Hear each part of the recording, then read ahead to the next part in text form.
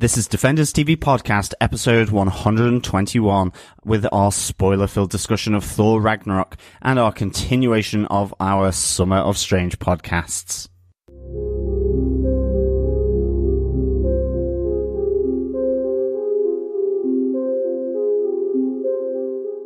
Welcome back, Defenders, to episode 121 of Defenders TV Podcast, where we are in spoilerific mood for our discussion of Thor Ragnarok, the third film from Thor, our God of Thunder. This is a podcast with 5 hours apart in 2 time zones, 4 countries, about a film that we watched in another country. This is truly international.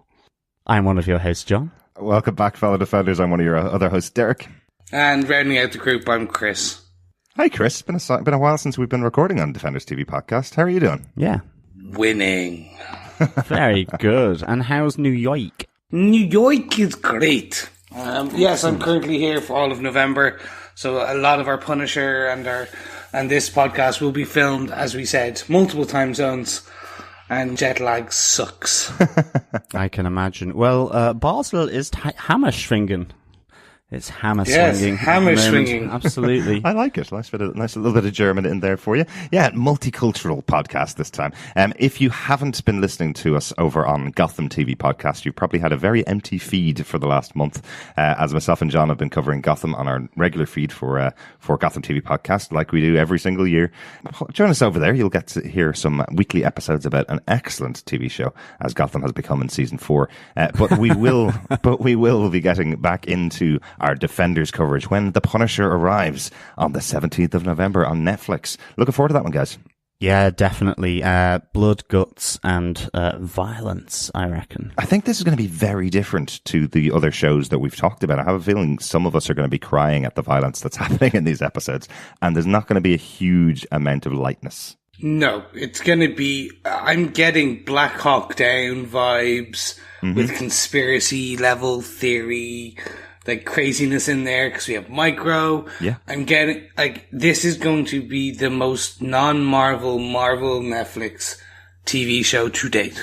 It's probably the best way I can put it. Yeah, I got the feeling this is going to be a Netflix show. This is going to be their type of darkness. Yeah, definitely. Must say, really looking forward to it. And of course, for The Punisher, as well as for any of our Defenders podcasts, you can head on over to our website at defenderstvpodcast.com and just go to the right hand side to our subscribe menu, where you can decide to choose any Thor or Hulk podcast catcher, from Apple to Google Play to anything else in between. You can, of course, find us there on Defenders TV Podcast. And, of course, as we like to say now, please share the love, subscribe, react, rate, and leave a review.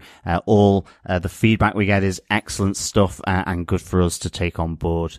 And, of course, all our ers, and whatever else will be sponsored by Jeff Goldblum today, who has made a career out of that, despite us trying to always eradicate them from our podcast. Yeah, I know what you mean, John. Yeah, so thank you, Jeff Goldblum, who I absolutely loved in this film, of course. Yes. Jeff Goldblum playing Jeff Goldblum. And today on the podcast, we have Jeff Goldblum playing John, who's also playing Jeff Goldblum. Excellent. That's to explain away your future ums and ahs. Exactly. So, Derek, with all the ums and ahs out the way, what about some of the details on this movie? I presume most of the cast were from Home and Away, Neighbours, or Shortland Street. There were a fair few. But this is a first-time entrant to Marvel from Taika Waititi, who is a very small film director. Not anymore. He's going to be very big after this one. Yeah, he's directed two movies before, What We Do in the Shadows and Hunt for the Wilder People.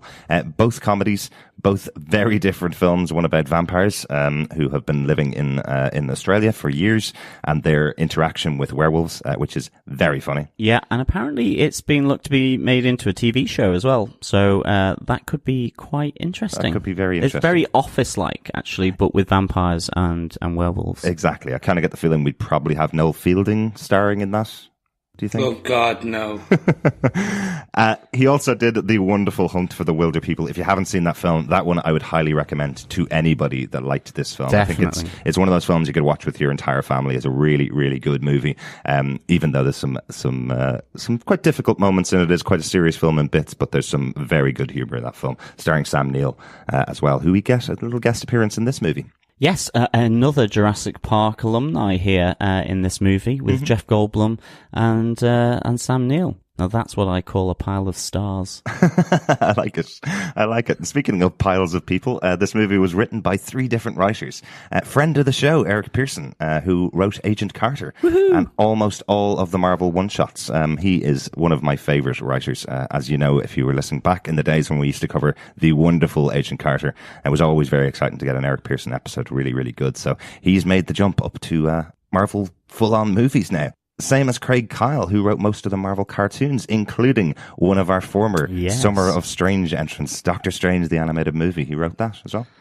Absolutely. And rounding out the writing group... Yeah, it's Christopher Yost, who wrote Thor the Dark World and has worked on most of the Marvel cartoons as well. So done loads of episodes of the Marvel cartoons. So these guys are steeped in the Marvel Comics side. Lots of the Marvel cartoons are direct translations of Marvel Comics, so they've got loads of that history. It's really interesting to see them all make the jump over into the films, with the guiding hand probably of Christopher Yost, who did Thor the Dark World and worked with these characters specifically. So quite interesting. Movie also obviously stars Chris Hemsworth. Yes, from Home and Away. Tom Hiddleston. From EastEnders. Cate Blanchett. Broadway. Lord of the Rings and probably The Flying Doctors. Possibly. Mark Ruffalo. Friends at some point probably, and ER. Maybe. I'm not sure whether all of these are accurate. Idris Elba. Coronation Street. Oh, really? No, I'm messing. Jeff Goldblum. From the world of Jeff Goldblum. Yes, played in Jeff Goldblum, the animated series. Also stars Tessa Thompson as new character Valkyrie. Heartbreak High. Karl Urban also is in this movie as Skurdge. Judge Dredd, the TV series. Yes, okay. And Neighbours. That is a man. Karl Urban is one actor that I'm shocked about his list of movies that he's been in. He was in Star Trek, playing Bones, excellent in those films. He was in Judge Dredd, as you mentioned, Chris. Had been in Lord of the Rings as well. He's done loads and loads of stuff, but I'm sure he did start out in Home and Away. I'm sure he did. As all good actors from Australia have. Well, there's a few that were on Neighbours as well. Or singers as well. That's true. And finally, our guest star for the movie, and probably the reason we're covering this is as part of our Summer of Strange, Benedict Cumberbatch reprising his role as Dr. Stephen Strange. Yes, formerly on the hit TV show Emmerdale in the UK. Stop lying about these characters. Formerly of Sherlock Holmes, I presume. Well, not formally. Okay, so this is really tenuous, listeners. Really sorry, fellow defenders, for this. We wanted to cover this movie. We've covered every single Marvel movie that's come out so far in the cinemas. We're connecting this one into Summer of Strange, obviously. It's very tenuous, in but fairness. Really, the reason for that is because we didn't cover Thor or Thor the Dark World yet. So we can't have it as part of a Thor retrospective. No, and to be honest, it's moving into that gorgeous space world, realm world, dream world, and mystical world that the Marvel Universe is taking us to, away from the humdrum of civil wars and sort of evil Nazi-like organizations taking over the apparatus of state. You know, we're moving into like complete balmy, crazy, kooky, where anything goes. The Steve Ditko universe, basically, essentially. Absolutely. It's awesome. Oh, and I can't complain. The one question I did have is, I'm wondering, with the 3 writers we had that we mentioned earlier, we have Christopher, we have Craig, and we have Eric. Do we think Christopher probably did the first draft after coming straight off Thor the Dark World? Yeah, he probably drafted based on what he wanted to do. Then we had Craig came in with some additional, some of the probably Planet Hulk knowledge, the kind of over actual Thor Ragnarok and comic book arc knowledge. And then you had Eric Pearson come in at the end to bring in the MCU flavor to tie it all together. Because we know he's done the one-shots. Yeah. He's good at pulling those threads apart and like building these smaller films with still an impact on the MCU. Absolutely, it's what launched Agents of S.H.I.E.L.D. and also Agent Carter is the one shot. So I think that's a really interesting idea. I know that Marvel now are kind of working in that TV style with their movies where they have got a writer's room and these people will collaborate together. So I don't think any of them left the project during this process. You're probably right about Christopher Yost. I'm not too sure whether he was involved all the way through or whether this was started off as his draft for the next film and then got taken on by the other two writers. But Eric Pearson has got a very big pedigree in TV, so he does usually write his episodes alone. So and like I do know that from listening to kind of Hollywood Babylon and Kevin Smith's Fat Man and Batman, etc. Things, other podcasts around kind of nerdism, comic books, and more importantly, the actual Hollywood. There are other podcasts about nerdism other than ours? There is. I know, but I'm not going to say their names. Who would have thought? We're going to scrub them from the actual previous part of the podcast. Even if Christopher Yost had literally just wrote draft one, like as long as there's a certain percentage of the film that remains in the final film, he still needs to get writing credit. So it could be possible. And that's kind of the reason I was asking, because Thor the Dark World, while financially didn't flop, it's still considered by many to be one of the weaker MCU films out there. I'd agree. Just based on the storyline, based on the cinematography, the characters, some of the questions it raised and didn't answer. Yeah. I'm not saying that I actually enjoyed Thor Dark World. I watched it recently before watching Ragnarok. It's still good. Yeah. The characters of Tom Hiddleston and Chris Hemsworth still fantastic. I do miss Nat Portman. I'm putting that out there. And Kat Dennings. Future Meow wife Meow someday. is excellent. Kat Dennings Meow Meow was really like good fun. she should have been in here somehow. All I'm saying, they would have, the comedy elements of this would have been amazing. Yeah, I agree. And the one big question I have actually after watching the film, and we'll get deep into this, I'm sure, but this really has the feel of a Taika Waititi film. If you watch his other two films, you really have that same sense of humor in the other films that he's made. And he doesn't get a writing credit in this film. That's one of the ones that I find really odd. I would be very surprised if a lot of the improvisation that happens throughout this film wasn't because of that director allowing the actors do their stuff. Yeah, I mean, this really is a stop and let's start again. I mean, this does feel absolutely a reboot of Thor as a character and of the world in which he inhabits. Yeah. Absolutely. Yeah. I think a required reboot because it was starting to get a law of diminishing returns, as they'd say in the business side of Disney, I'm sure. John, do you want to tell us what they gave us with your synopsis for Thor Ragnarok? Sure. After his adventures on Earth, Thor has broken out of the prison of Surtur, a giant being who wants to bring Ragnarok to Asgard and destroy his home. He returns to Asgard, and upon his arrival he finds that his brother Loki has replaced Odin as ruler of Asgard, sending their father to a retirement home on Earth. With the help of Dr. Stephen Strange, Loki and Thor locate their father back in his ancestral lands in Norway, only to find he doesn't want to return to the throne, and his time has passed. But he reveals to them that the next in line to the throne is their elder sister, the goddess of death, Hela. As Odin wisps on the ancestral winds, Hela's banishment is broken, and after destroying Meow Meow, she dispatches her brothers to the planet Skaar and returns to Asgard to take her place on the throne. On Skaar, a war planet ruled by the Grandmaster, also known as Jeff Goldblum, Thor is forced to fight for his life in the arena. There he faces his toughest opponent, a fully powered Hulk.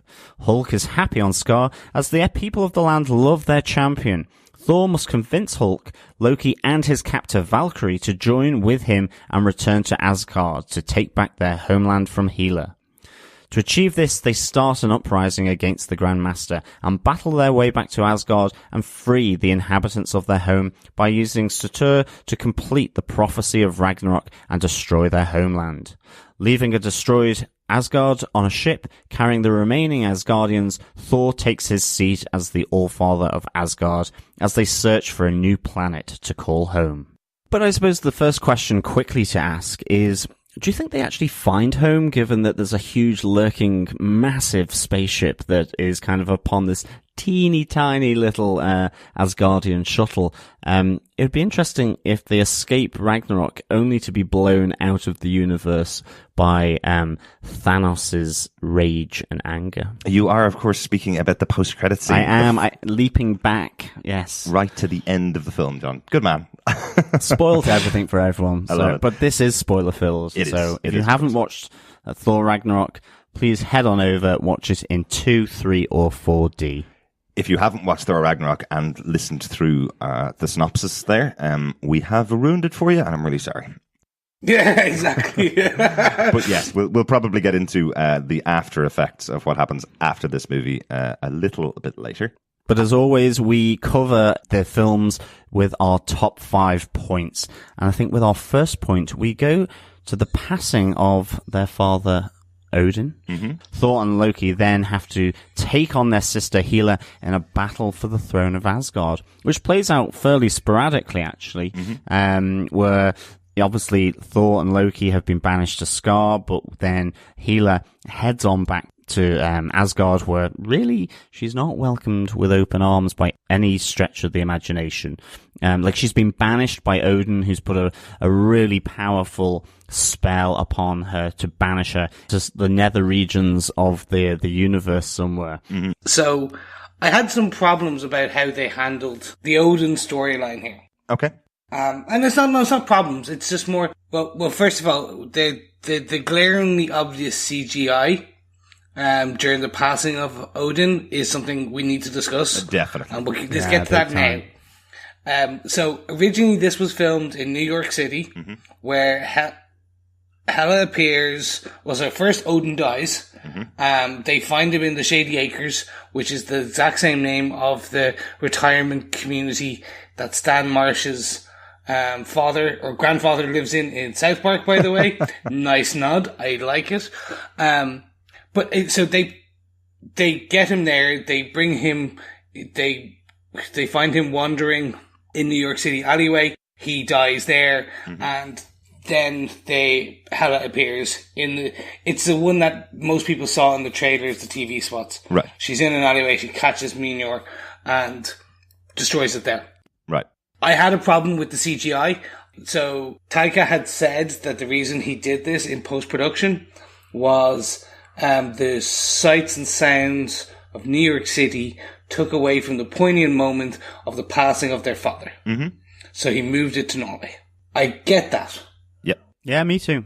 Why did he not just then pull the 4 actors to Norway and film for 2 days to do that scene, rather than in post-production CGI it? And it wasn't nicely CGI'd. For all the beautiful Hulk CGI, everything we saw throughout this film, the background of Norway looked green screened. It's amazing how much it takes away from the scene to me. And I don't like starting the movie on a negative note. I don't like starting the review on the negative note, but it absolutely stood out. I kept questioning myself. We watched it in 2D. It wasn't 3D or IMAX or anything like that. We watched it in regular 2D screen, and I was looking at this scene going, why did they put these guys in a green screen room and then stick it over a CGI version of Norway? Why didn't they just go to Norway? It's not that difficult. But then again, they did film a lot of this in different countries, and maybe just Norway wasn't on the schedule. Like, I do understand that, but it does look so bad. And if it does look that bad, you certainly don't have your main character, Odin, stretch his hands out and go, look at the beauty of this wonderful environment. You don't call it out. Yeah, exactly. Yeah. I mean, it was kind of, I agree with you, Chris. It was a really nice idea, and I would definitely be in agreement with it. You know, this idea of bringing it back onto Earth, to Scandinavia, to Norway, to that kind of ancestral, poignant home of Odin and his forebearers and so on. But yeah, it looked like a cheap cosmetic advert going on behind. Or I was thinking Scottish Widows. Yeah, like the colour palette actually reminded me slightly of Big Fish, which was, you know, with Ewan McGregor and so on. But that purposefully took on that kind of surreal, fairly distinguished sort of look to it. And this Thor didn't really have that. And then all of a sudden you had this really strange situation where, unfortunately it was kind of fairly glaring, really. However, I loved the sentiment of where it was being done. And I really liked the idea of him kind of just disintegrating and wisping away, as I said in the synopsis, on the winds in this kind of ancestral heartland. So, I mean, as a choice, completely agree with it. Yeah. It just, I suppose if it's in post-production, the budget's run out or whatever, maybe it just was easier, time schedules or whatever it may have been, it was just easier to do it this way. But you do think that given that they could make space look more realistic than Norway. Was really it was really weird. Yeah, no, I agree. Like Derek, I don't like starting a podcast with a negative. I just wanted to get the glaring one that I've heard from everyone out of the way. Because, as John said, the passing was beautiful. Mm-hmm. It was a poignant piece where you had two estranged brothers that have tried to kill each other a fair few times. Oh, yeah. Come together and kind of find their father. We still got some beautiful comedic scenes in between, while they were on the search for Odin, and then the end when we first seen Hela. That was just a fantastic. By the way, Cate Blanchett is just amazing in this. I don't care. I've heard some people say that she chewed the scene. Mm-hmm. I've heard some say that Hela is your typical MCU villain, but we'll get to that later. Yep, we will. I disagree slightly with both of those comments, but first of all, just in those three scenes, so the lead up to finding Odin, and the death of Odin, and then the introduction of Hela. Mm-hmm. I loved this as an opening. Yep. This was a fun ride with essentially a big boom at the end of your opening first act. Yeah, and also just quickly as well to tie it back. I mean, I think if you are changing up the look of Thor, the dynamics of Thor and the people who he's around, then actually this scene with Odin, obviously played by Anthony Hopkins, Odin moving away into Valhalla is a really important thing for the previous movies that happened before, and giving significance to this change now where Thor is rocking it up with his own way of doing things. He doesn't have his father to bring him into line and so on anymore, and he won't have Mjolnir to use, as we see throughout this film. So this is our big point about Thor and Loki, really. So I think this is also a good time to talk about the big change that's happened here. This is a comedy movie. This is an out-and-out comedy movie. And I think the character that really suffers the biggest change here is probably Thor. He's been a very serious, stoic character. There was a little bit in the first Thor film, there's a little bit of a fish out of the water stuff with him learning how Earth works. What we see at the start of this film is they kind of give a bit of a throwaway explanation for the fact that he's a bit more worldly because he's been living on Earth. He's broken up with Jane Foster. They're no longer together. He's kind of been going on a search for himself. So he's no longer this character that has no idea what's going on Earth. So a lot of funny moments in there, a lot of self-reflective moments, and he's changed a lot as a character from the previous movies, which I think is a good choice. Loki's always had a good comedy bent on him, got a nice little comedy timing with many of the films that he's been in before, so it's not as huge a change for him, but quite a significant shift for the movie to move them into the world of one-liners and comedy all the time.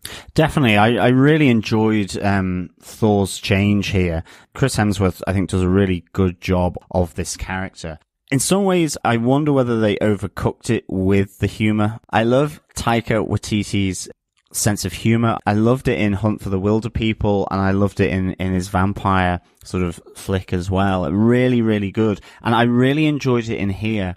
But there were moments where, for Thor, I was thinking, are you now just the wisecrack Thor, where it just has to be a one-liner each time? Or at one point in the movie, I did think, is this just going to be a movie of gags? And is the story going to move on? I had that moment here, and I'm not going to pretend otherwise. I did have that, and I really enjoy it. But when it's saturated with it, and when some of the one-line gags maybe just didn't hit, it was quite jarring. And I think sometimes Thor had that for me here.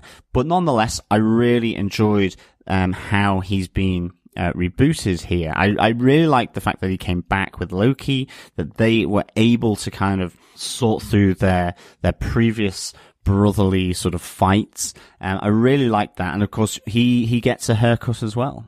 So to come to the point where you kind of, about the comedy, I think, we're 17, 18 films in now? 18 with Black Panther. Right, yeah. We are beyond the generic genre of a superhero film. Yes. And I'm very happy for that. Yeah, me too. This started with Ant-Man. Mm-hmm. Ant-Man is an espionage heist film.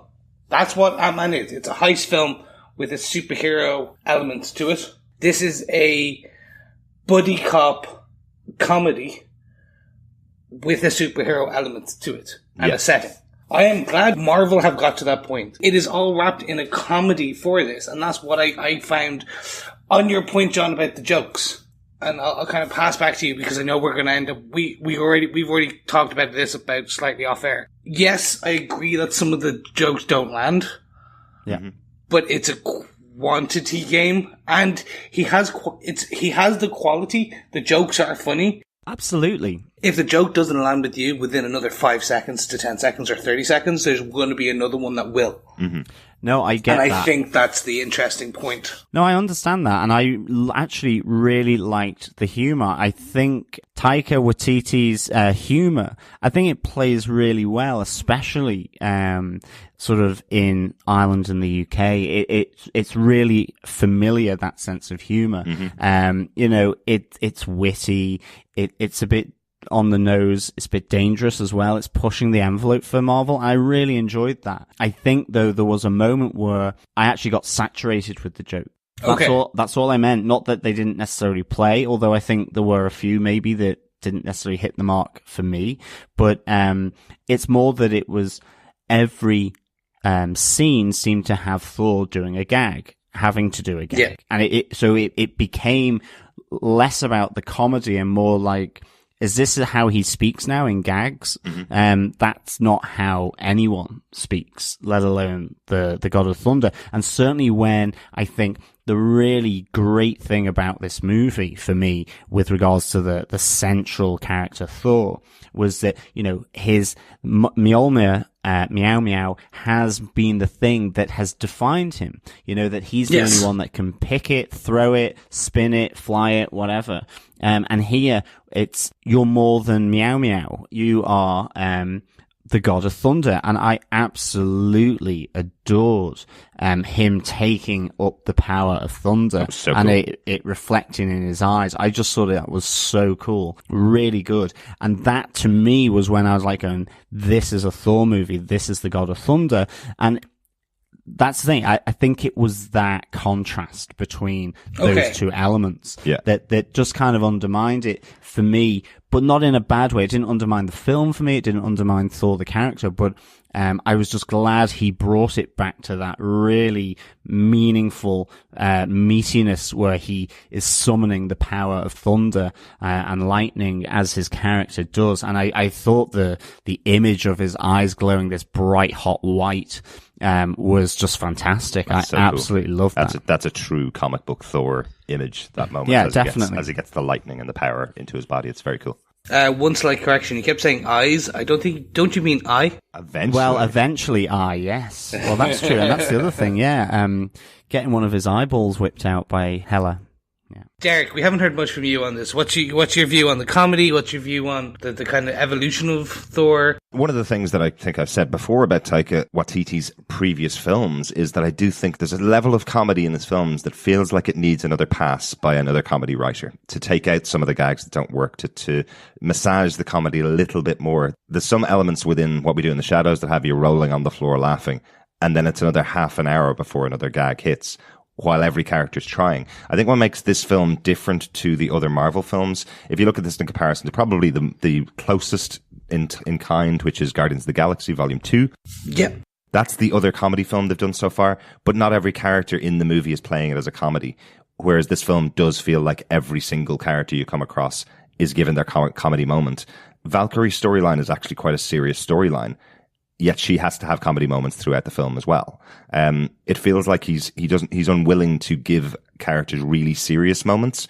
He has to give them comedy moments all the time. And while that's great, and there are some moments that really make me laugh out loud when I even thinking back on them, really good moments, there's some of the characters that could have done with having some more serious lines and more serious moments. So I think he was the right choice to reboot the franchise and do something brand new with Thor.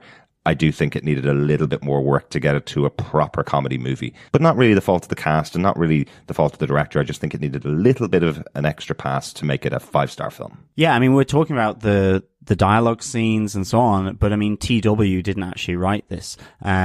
Just to let you know, I have had so many problems trying to pronounce Taika Waititi's name, so I'm going to abbreviate it to TW. Just call him Taika. It's really simple. Taika.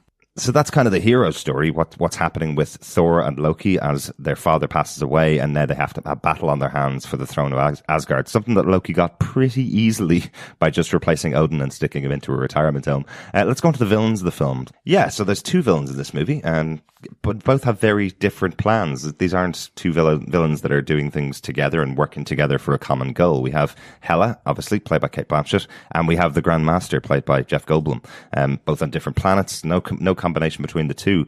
What did you think of Hela, first off? For myself here, I love the character. With the MCU, there is a slight issue, some might say, around one-dimensional villains in the films. And that is fine. I can see a lot of the naysayers' points. I understand where they're coming from. People are saying this about Hela, and I'm actually disagreeing so far on this one. Really? Hela is actually a daughter scorned. Absolutely. That is the character. She sat at this right-hand side of Odin for her whole life. She was his main commander. We find that Odin actually conquered the 7 kingdoms. Yeah. Didn't actually bring peace. He conquered them with a massive war. And she was there as his main commander. She forged along. She was his greatest weapon. Yeah.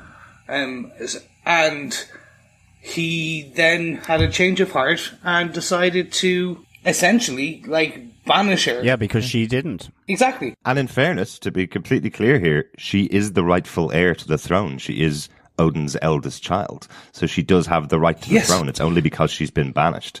So it is that he took away that right from her and banished her. So she is the rightful heir to the throne. Absolutely. I actually really thought the whole scenes where she's taking down the mural that has been put over the previous mural of their sort of crushing victories in the other realms. Mm-hmm. I thought that was really, really cool. I thought that was because it actually makes you question Odin. Okay, he looked and felt benevolent, but ultimately he was exactly the same as Hela. Yeah, he was a conqueror, and she never lost that, whereas he felt he had to take a different turn, and because she didn't, she was banished. It was kind of like Alexander the Great or something, suddenly going, right, I'm not going to go any further, and effectively banishing all his generals who helped him get that far. Yeah. So she, as you say, Chris, absolutely a woman scorned. And I think with them changing up Thor, this removal of that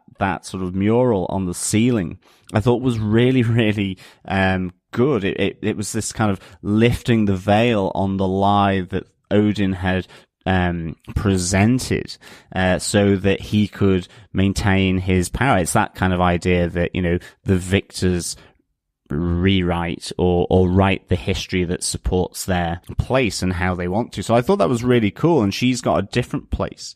I thought that was massively cool. And I think, like you, Chris, I've heard that people are saying that she was too comedic, and I actually think on this one, for her character, she wasn't for me. I must say, when she had picked Skurdge as her sort of right-hand man, I think she was calling him the executioner. Yeah. Her executioner. It was I love the fact that, he was about to kill someone in order to get the inhabitants of Asgard to talk. And then in the end, someone kind of steps forward and dishes the dirt on where everyone's hiding. And so she doesn't get her bloodlust.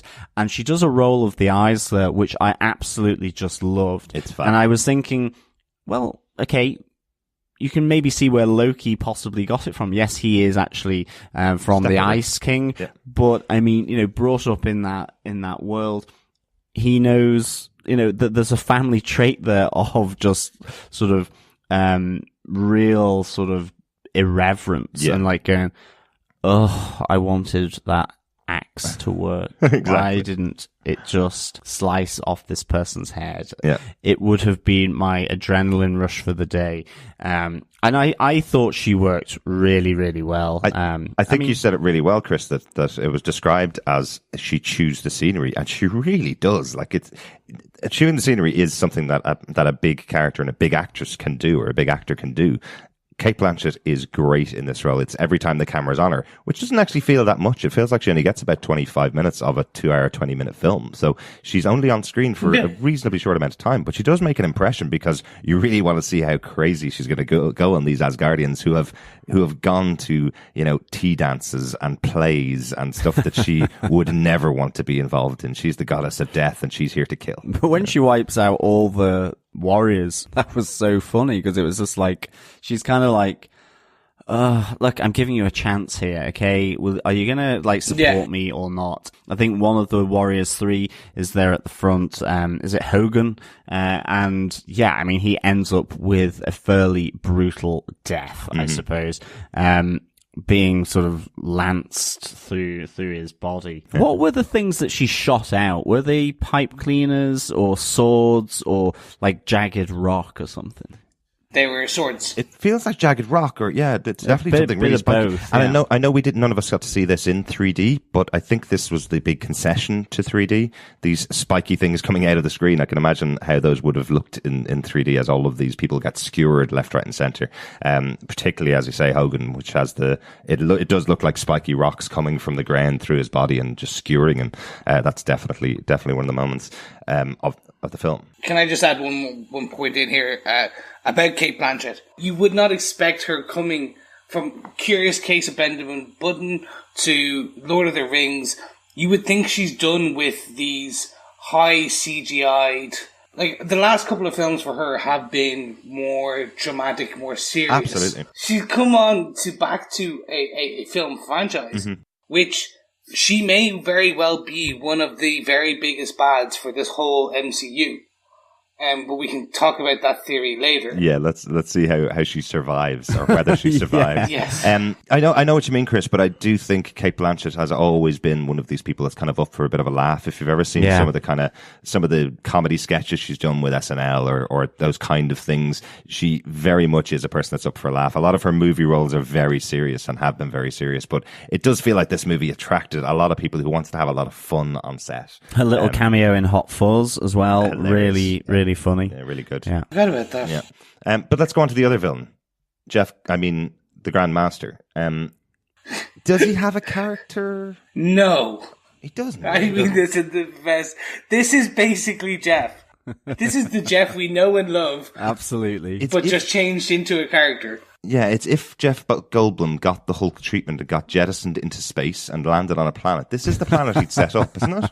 One that he controls and is at the center of. And I don't mean any disrespect to Jeff Goldblum. I've loved him in all of his films. This is just a great Jeff Goldblum performance, is what I mean, really. Even the reboot of Independence Day. I've never seen the reboot. Well, the sequel. All the films you've seen. All the films I've seen, yes. Clarify, yeah.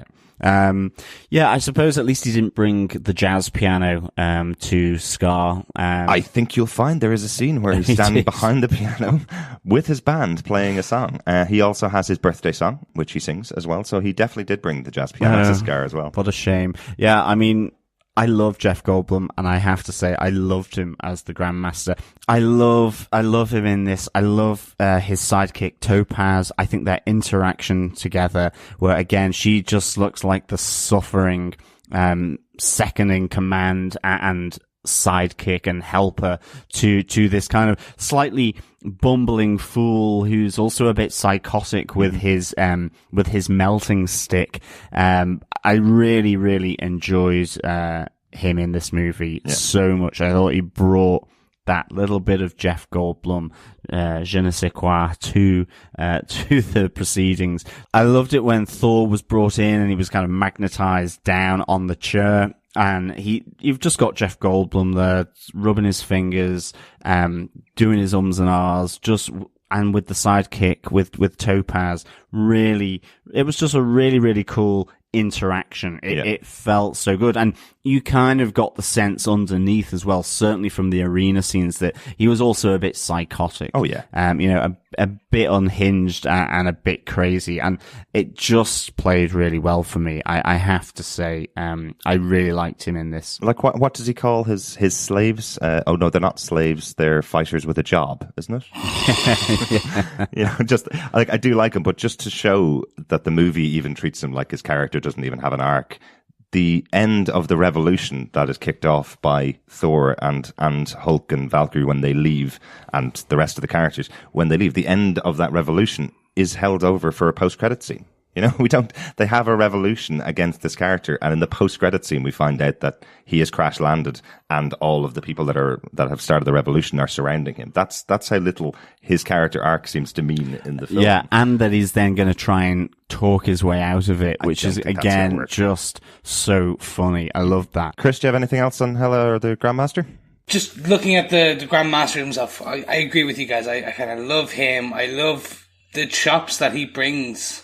A nice Easter egg is that people may notice that the slightly blue painted lip looks like another character we may have seen across the MCU already. Mm-hmm. Yes, indeed, the Collector and Grandmaster are siblings in this universe, and actually beyond that, they are elders of the universe, which have been these galactic mystical band of 6 immortal beings who are constantly playing games with each other, trying to one-up each other, to the point where in some of the comic books, each of them have infinity stones for a while, and they use them to fight each other. Interesting. I do not think this is the end of Jeff at all.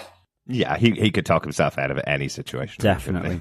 Yeah, I want to see him with Benicio del Toro. Can you imagine the two of them just trying to talk to each other? Oh, that would be the scene would take 30 minutes. But I do like how he calls out this idea of him being an immortal. He's effectively saying that on another planet he'd be dead by now, but here he's hundreds and hundreds of years old because the planet is keeping him alive and at this age. So that's quite a cool way of kind of MCUing the idea of him being immortal. We don't really have that many immortals outside of the Asgardians, so quite a nice little touch there. I think we need to get on to point 3, because point 3 is our biggest point as always. It's the supporting characters of the film.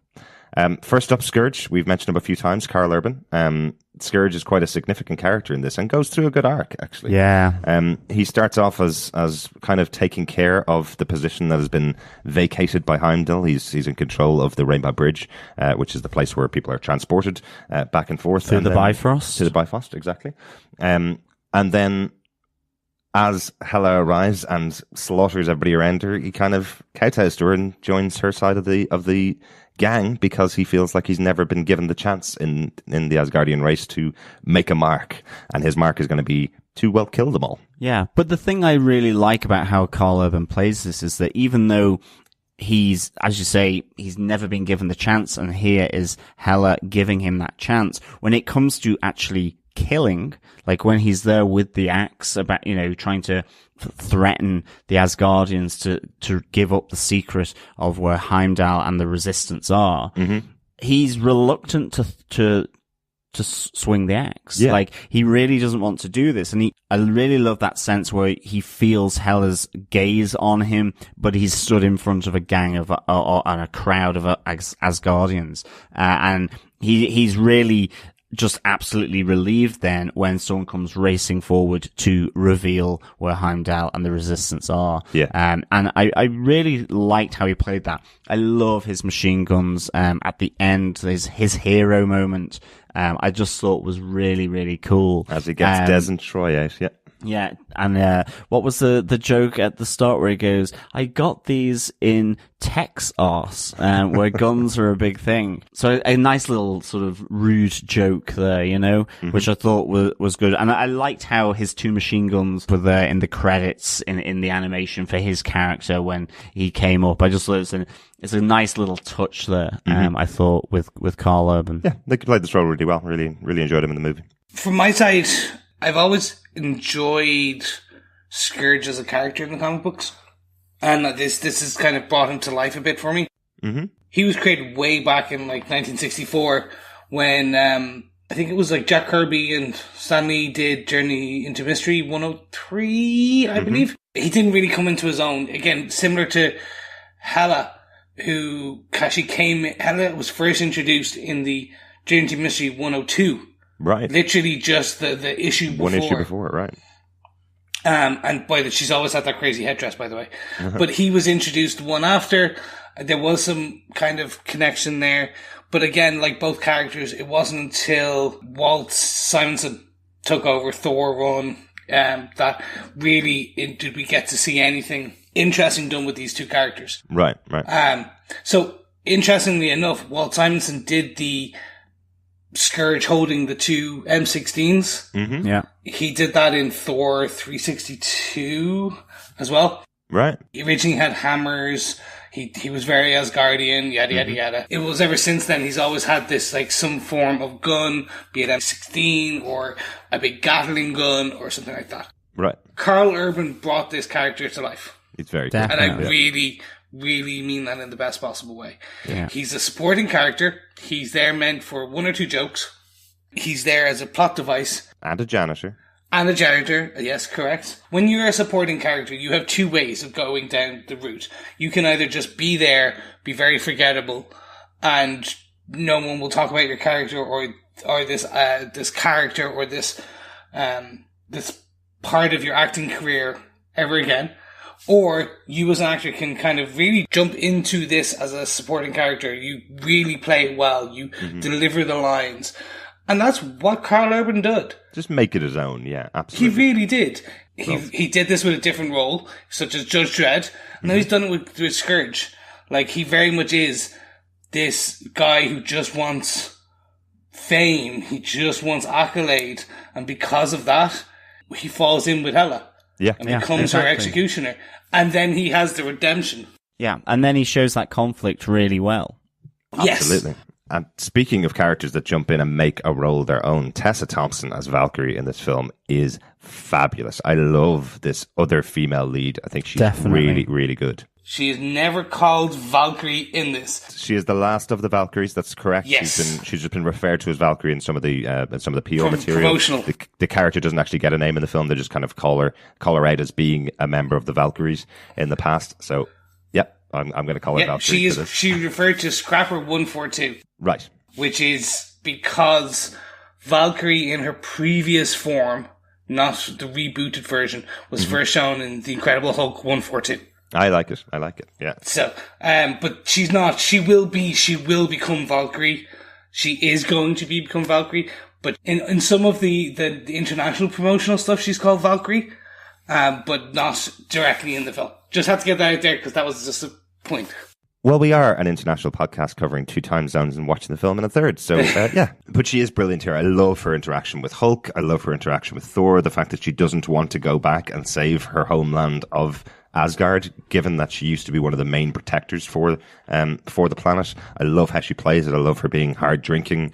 I love how she watches the fight as she flies her ship up above the fight, unlike anybody else on the planet of Skaar, and just sits there drinking the whole way through while she's watching these people get killed and fight each other. So I like how she's carved out her own life and her own character, and isn't just a love interest in here. You know, she seems like she has her own character arc, and she will be the one, like most heroes' journeys, as you spoke about earlier on, Chris. She is the one that is a fallen hero and will come back into their own. Yeah, I think that the interesting thing with this is this character. We'll call her Valkyrie for the MCU, okay? The MCU Valkyrie is not the Valkyrie of the comic books. That is Brunhilde. She is a blonde. We actually see her in the Hela flashback. Mm-hmm. Tessa Thompson climbs over her, or this female character who we assume, we can make assumption that this is supposed to be Brunhilde, the original Valkyrie. This Tessa Thompson Valkyrie, I really like, because there's nothing better than a broken hero. Yeah. And I don't mean that in a very sadistic way. I mean is she doubts herself. She has this redemption arc in the beginning of this film, at the end of this film. We see her, the interplay and relationship between the two broken characters of herself and Thor, and actually even better, her relationship with Hulk is fantastic. She is a warrior. Yeah. She's one of the warriors. Definitely. She is the Valkyrie. Yet she's not the Valkyrie. True. She is now the MCU Valkyrie. But she was one of the Valkyries. The Valkyries were supposed to bring the fallen dead to Valhalla. That's where the Valkyries in Norse mythology came from.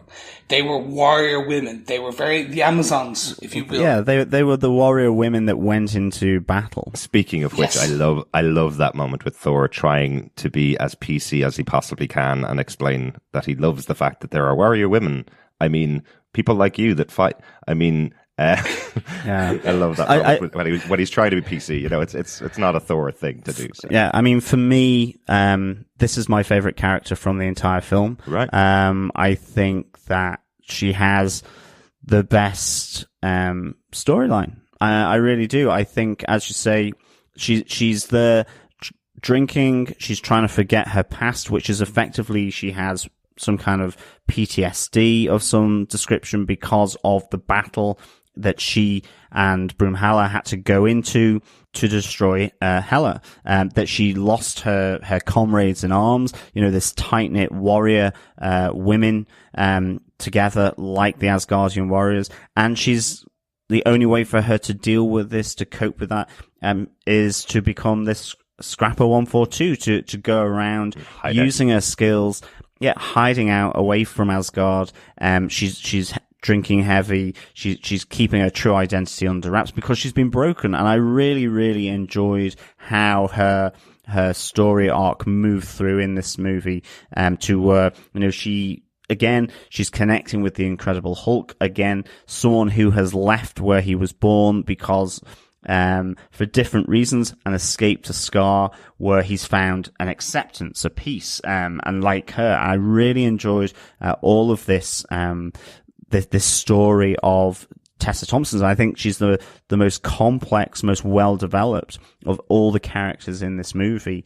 But she's seen through by Hulk and by Thor to mend herself. And I think that's really, I thought it was a great bit of storytelling. I thought it was the best character in this movie, had real depth, real meaning, and she was funny as hell. I absolutely adored Tessa Thompson as Valkyrie in this movie. Favorite comedy moment from her is when she's joining up with Thor and says, "No, I thought I was going to join you. I'm not going to stop the hard drinking."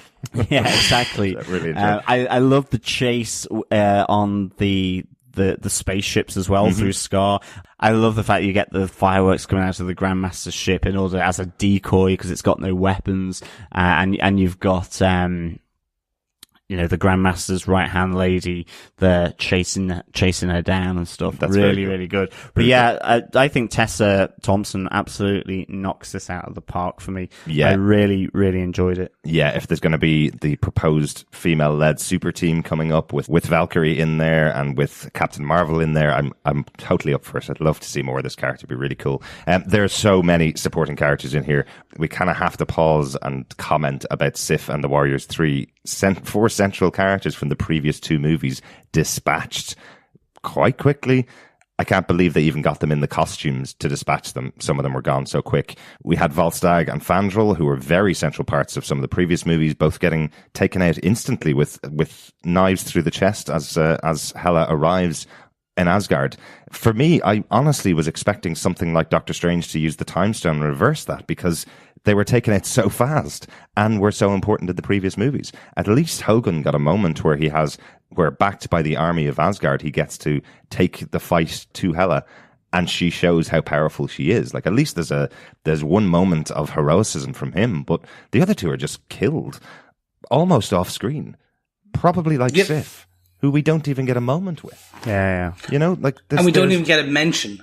There's not even a mention except for the opening play, which we'll talk about later on in our notes. But there is a reference to the fact that Sif is part of the Warriors 3. She's the leader of the Warriors 3 in the opening play at the beginning of the film. And then to not even have the character in the rest of the film just made no sense. I think this was really rough treatment of these characters in this movie.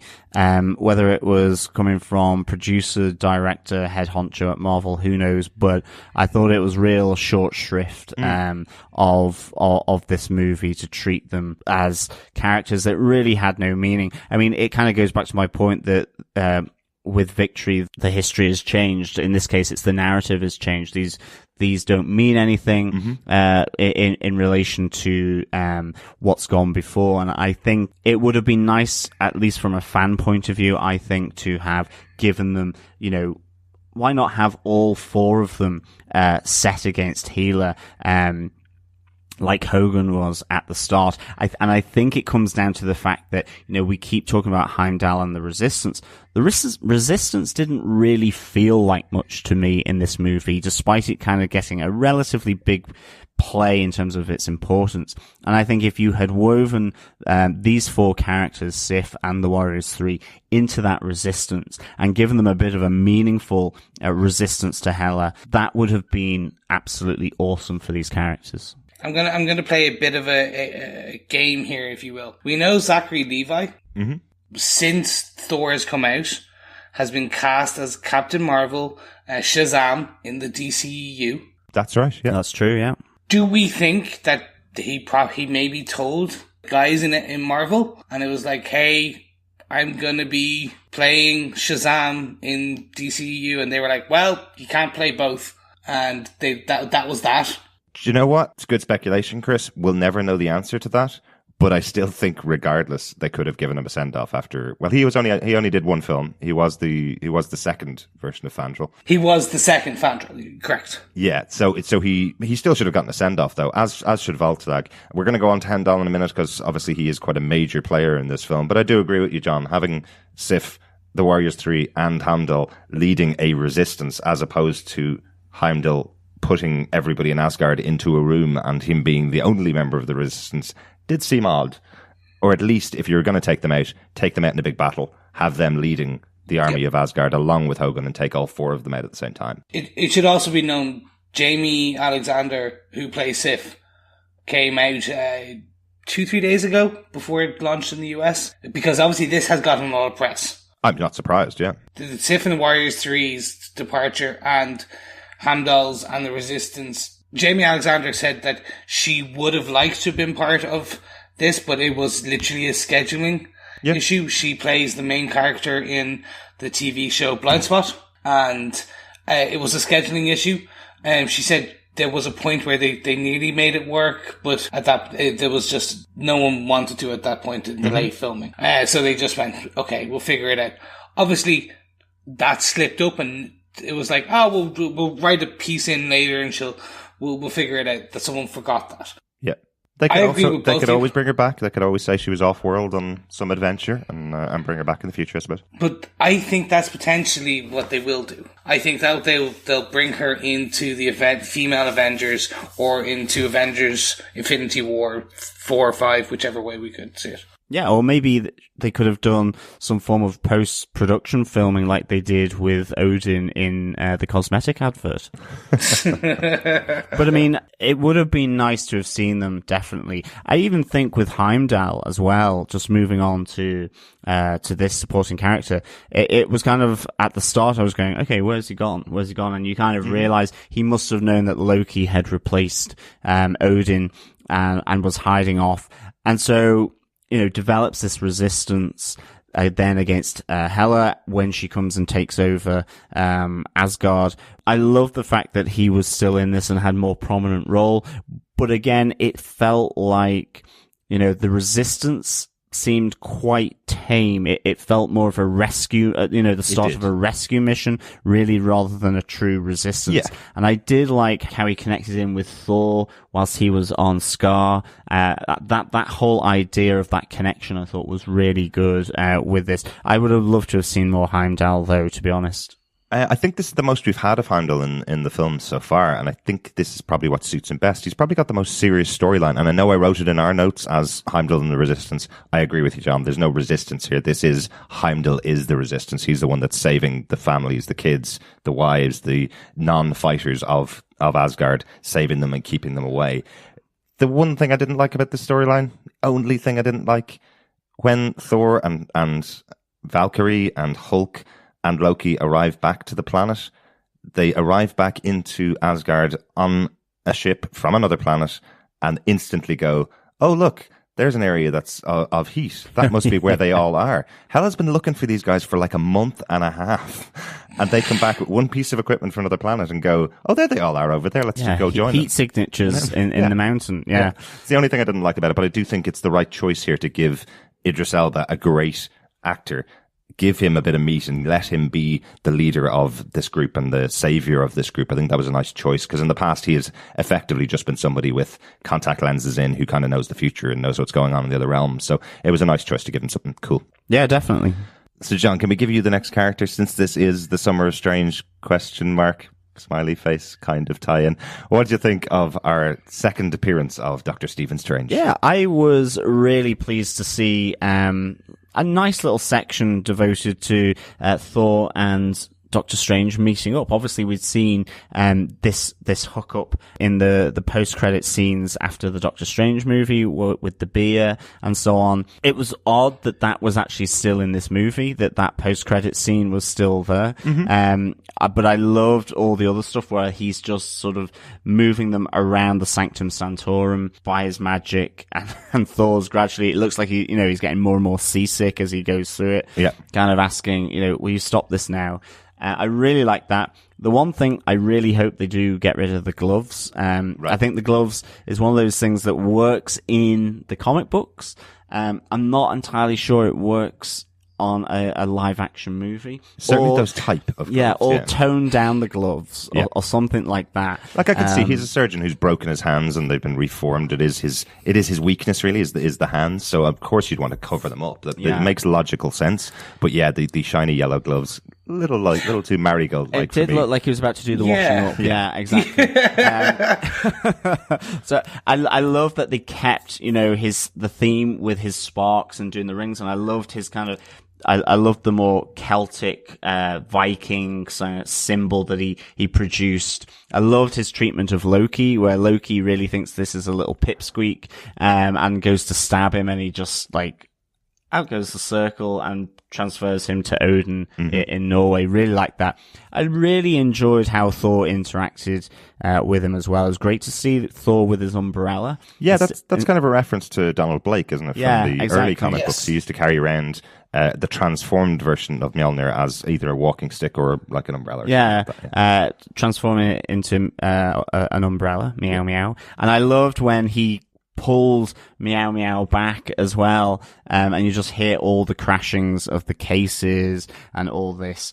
I thought it was a nice treatment of having a relatively serious Doctor Strange with Thor's new comedic self, and how that played off. I thought it was a nice little touch. But it did feel like Benedict was going much more comedic than he did in the Doctor Strange film. He had some comedy moments, but in this he felt much more comedic. He did feel like he fit into this world. Oh, definitely, yeah. So it was good to see him involved in this movie for me. Again, obviously, I'm looking forward to Doctor Strange, the movie number 2. So to see him, integrating into the wider MCU, actually having this part, which of course kind of makes sense. I kind of thought that he would either get introduced through the Thor movies, actually, originally, with the realms and all this kind of thing, or even with Ant-Man. So it felt a decent connection for me to have these two characters hooking up to try and work out and find where Odin is. And really, Stephen Strange's motivation here is because Loki's come back on Earth, and he's deemed to be a class 1 a-hole who has to be controlled, and Earth has to be protected from. I did like the gag of Thor going, oh, we have magicians in the universe yet? when his brother is the Lord, is the god of mischief. You know, he's always been a bit of a sorcerer. So these two characters in the comic books, they have quite an interesting history going on, quite an interesting storyline going on between Loki and Stephen Strange at the moment in the comic books. So looking forward to reading more of that. Some of you'll know what I mean by that. Indeed. Chris, do you think we've covered that enough to call that part of our Summer of Strange series? Yeah, that's enough. I think so. I do think. My one agreement with you guys is the marigold gloves. Like, I'm hoping when Strange turns up in Avengers, they update his look a bit more. Mm-hmm. Like, they bring it a bit more Sorcerer Supreme 2017. Yeah. Kind of, like, he can still wear a suit with yellow driving gloves. Kind of like... Okay, you're not allowed at the costume department. Yeah, you're not production designer. But you know what I mean? Like there are some fantastic, fantastic costumes in some of the other runs in the comic books of Strange, where he wears suits. He wears kind of more up to date clothing versus a puffy 60s wardrobe. It looks like he literally fell into the wardrobe through a time portal, came out, managed to pull his 60s outfit on, and that was about it. It is the same suit as the Doctor Strange movie. So, I mean, like, I think it is pretty modernized as you can do a cloak and the whole Doctor Strange look. Definitely. But it is. And I think maybe it jars up against the fact that Thor was wearing jeans, a leather jacket, and a hoodie. Exactly. Like, that's always going to be the case. Whereas, obviously, in the movie, it was fine because the context of it is like the Ancient One or Mordo and so on in similar kinds of dress. So it will be interesting to see when he interacts with others, how it feels, you know, seamless or natural, or whether he seems to be quite distinct. But then his character is pretty distinct and apart from a lot of the Marvel universe anyway, just because of the nature of who he is, I suppose. And I think that was my point, that the fact that they have him in a scene with Loki where Loki's kind of going, you think you're a sorcerer? I'm the sorcerer. I think they're kind of making a comment that, don't worry, there will be a way to fit Doctor Strange in with these characters in the future. I think when we see him in Infinity War, I'm sure he'll fit in pretty well. But yeah, ditch the marigolds and don't let him get anywhere near a feather duster. Absolutely. Yes. On to our final supporting character. I think he has a right to be called one of the main supporting characters in the movie. Korg, played by Taika Waititi, the director of this film. Kind of a bit of one-upmanship on James Gunn doing Baby Groot back in Guardians of the Galaxy Volume 2. He had no lines other than I am Groot. So we have Korg, who is a motor-mouth rock monster, going throughout this film, and it's impossible to ignore this character. Oh, he's fantastic. He is, every time he's on screen, he is constantly cracking jokes.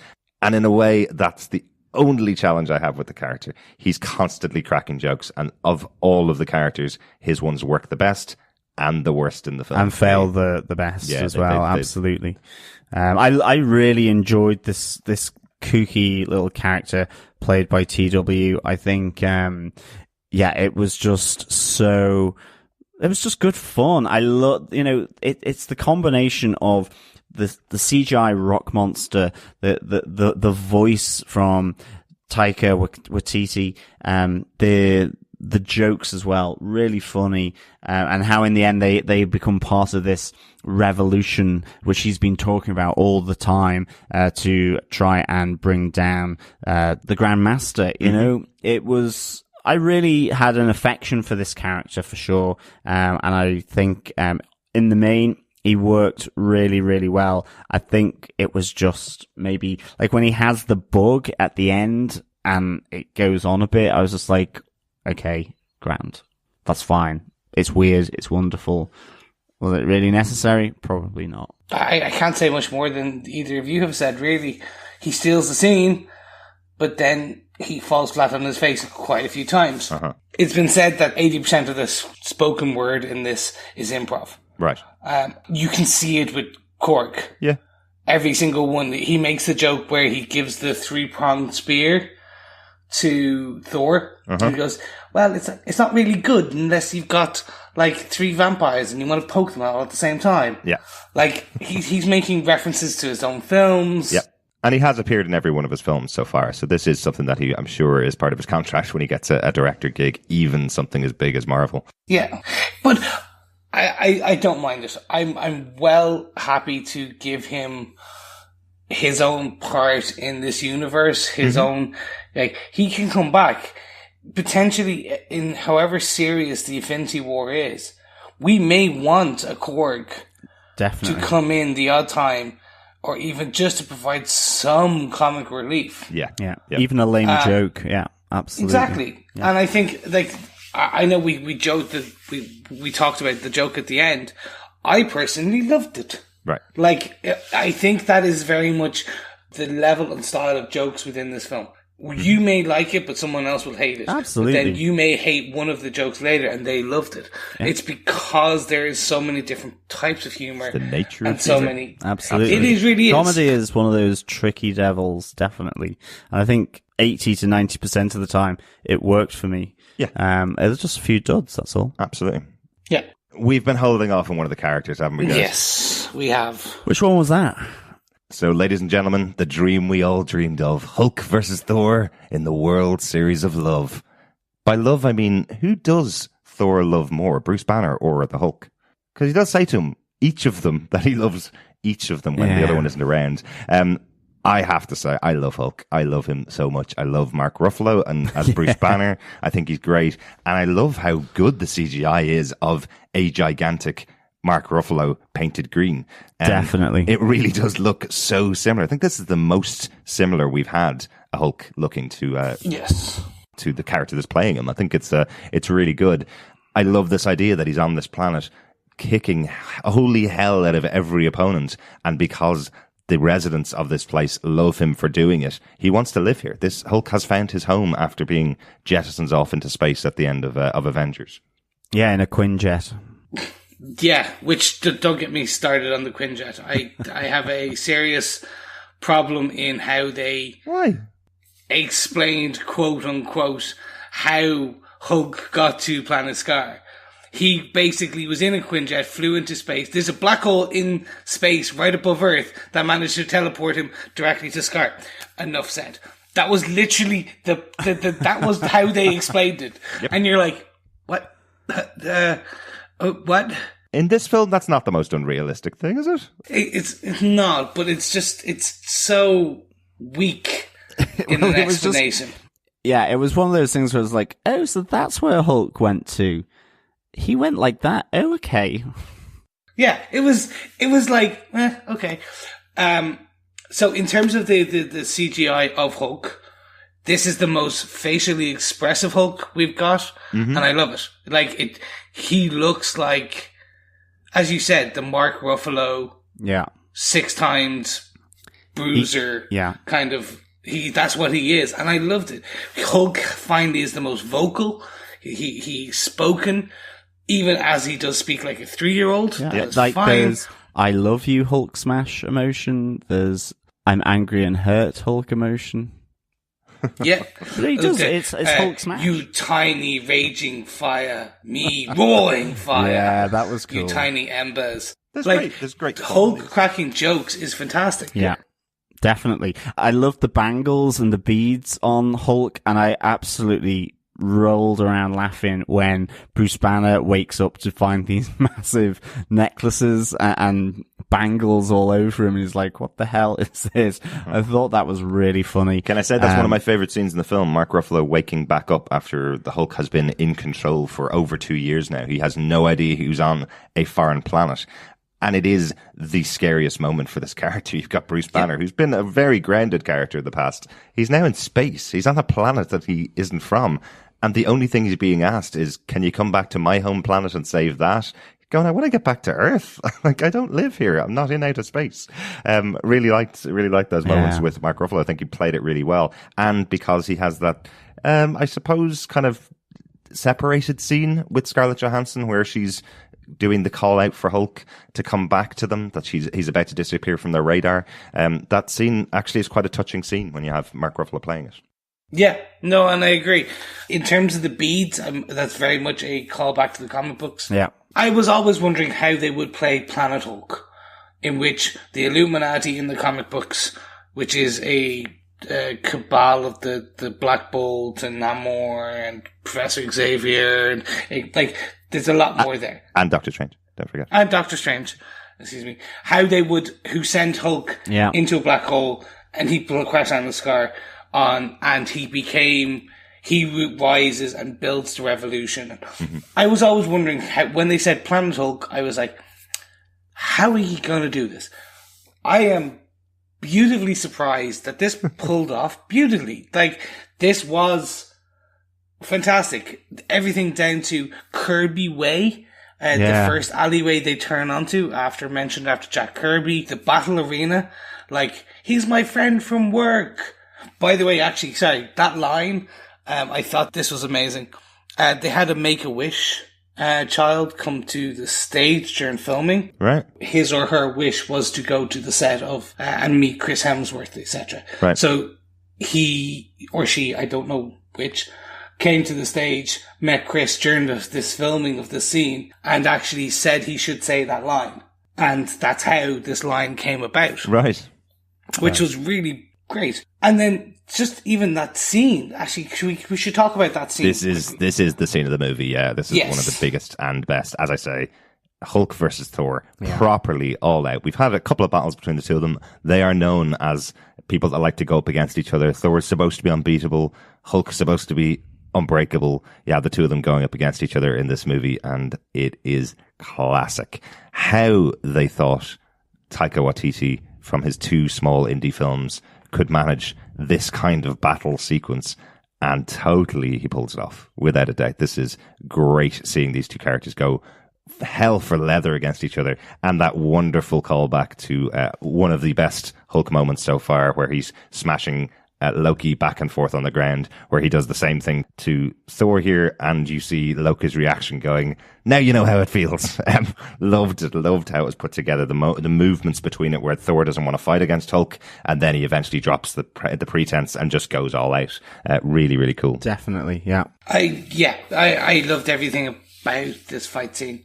From the seconds where we thought it was not going to be a fight scene anymore, where it was oh my god, Thor won, holy god, to that, it's oh, no, there you go. Yeah.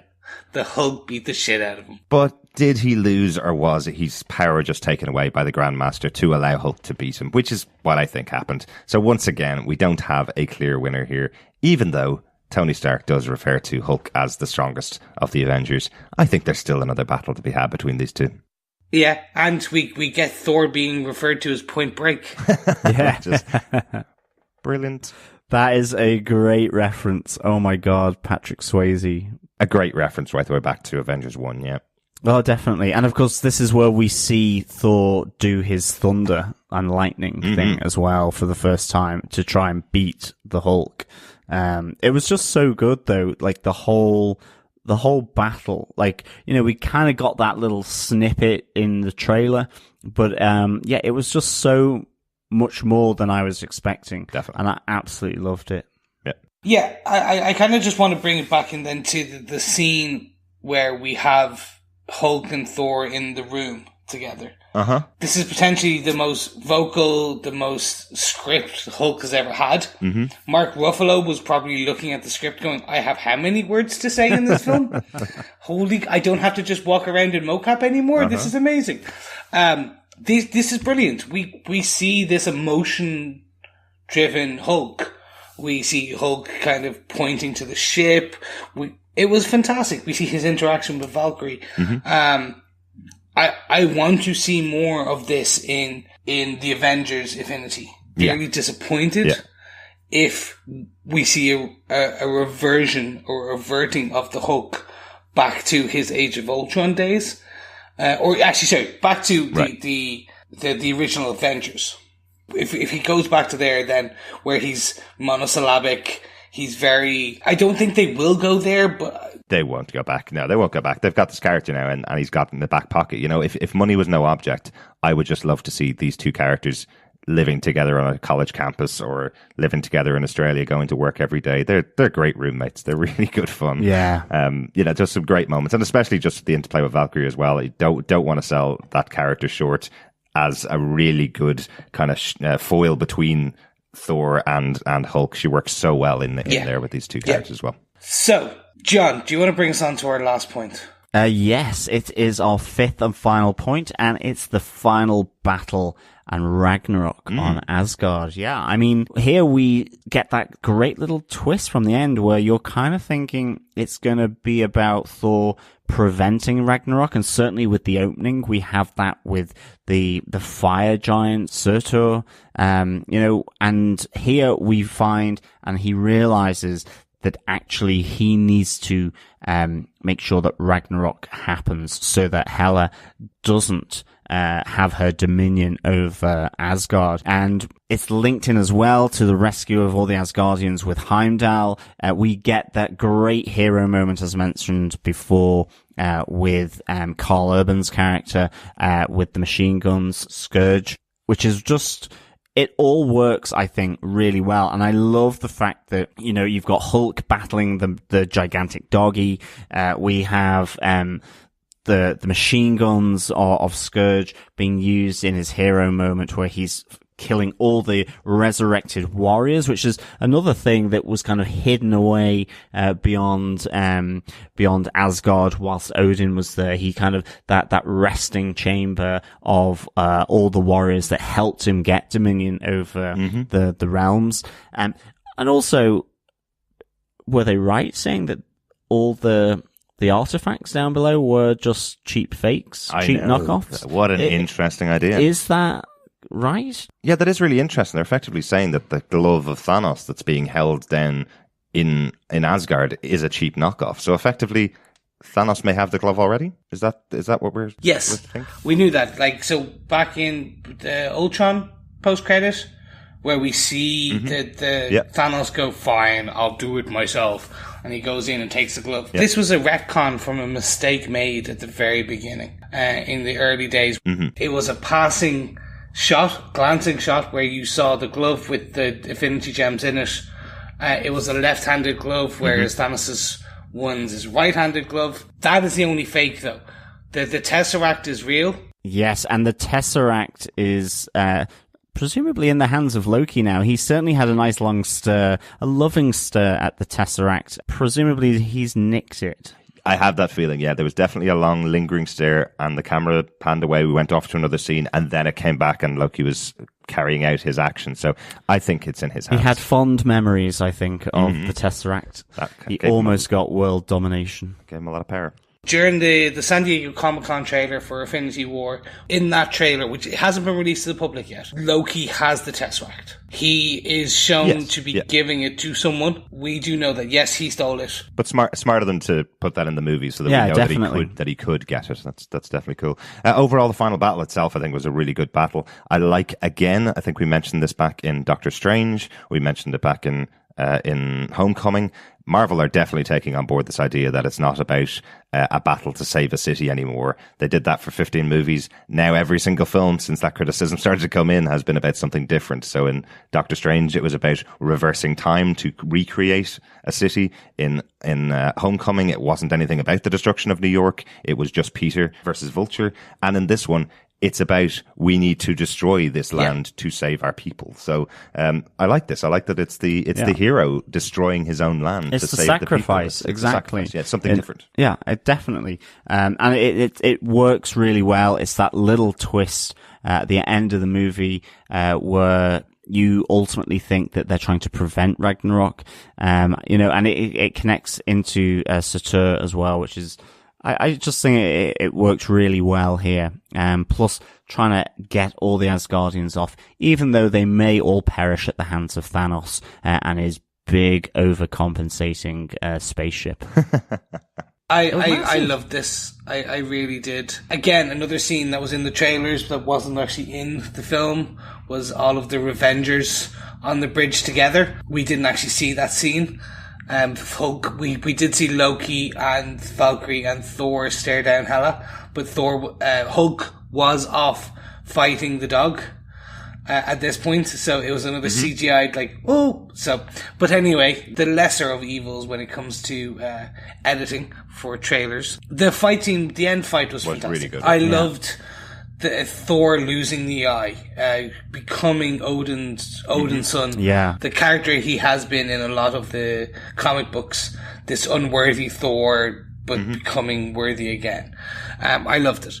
I loved Hela's descent into madness, if you will, fighting Surtur, going like this, you will not stop me, like firing this massive knife, jagged rock at, and then being destroyed.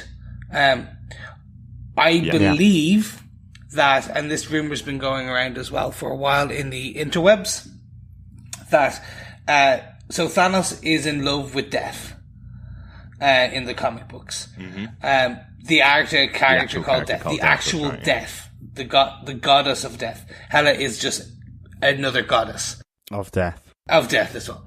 They believe now that the introduction of Hela as the goddess of death in the MCU, Thanos will be in love with her. But now that she's been killed by Surtur, she will become the living embodiment of death. She is the true goddess now of death. She's not an Asgard calling herself the goddess of death. She is now the true embodiment. And that's how they will bring Hela back in. Thanos will be there. It will all be connected. I thought this was a great way to do it. Yeah, hopefully. That sounds really good. Yeah. Like, effectively, what the whole point of why she was taking back over Asgard in this film was because that's where she draws her power from, with Asgard destroyed. All they're really saying is she may not be dead, because Asgardians, as we know, are immortal or have lived centuries. So she may not be dead. She just has lost her source of power at the moment. So possibly she'll seek out another source of power, which will make her the goddess of death. Yeah, that's very interesting. I definitely like this. I think this was a really good final battle for the movie. And I love the twist, as you say, John, the idea of that this is Thor Ragnarok, not Thor preventing Ragnarok. It's him creating it and causing it and leading to the end of the city. And before we get onto the notes and wrap things up, I just want to bring one part in where we talk about Thor's full transformation to the god of thunder, where he kind of meets Odin, he challenges himself, and we get that beautiful scene where he does a superhero landing onto the bridge, like fully emboldened in the lightning. And then we see that fight scene where it's the slow motion, everyone fighting at the same time. It's almost like the hallway scene in the Netflix, but it's obviously just on a bridge. And probably a lot more budget. Yes, a lot more budget. But I loved the new fighting style of Thor. This, like, with his swords and with picking things up and electrifying everything.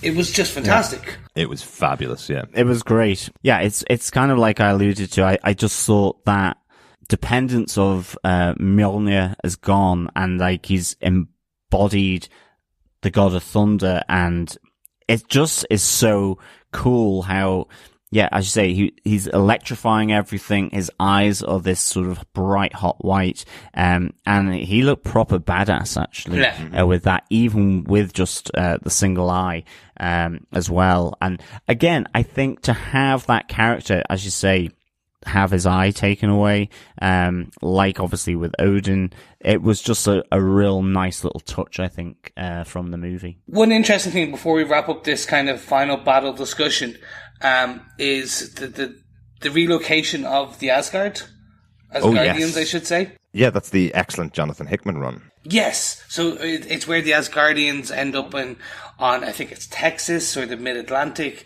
somewhere in the mid-United States. In Midgard. Yes, in Midgard, but create a Asgard there. Yeah. It's fantastic. I think built by the Avengers, including Tony Stark, I believe. Yes. So I'm wondering if this refugee crisis going to Midgard, flying to Earth at the end of Thor Ragnarok, could be a precursor to that, where it's like, Tony, we need your help. The people of Earth, we need your help.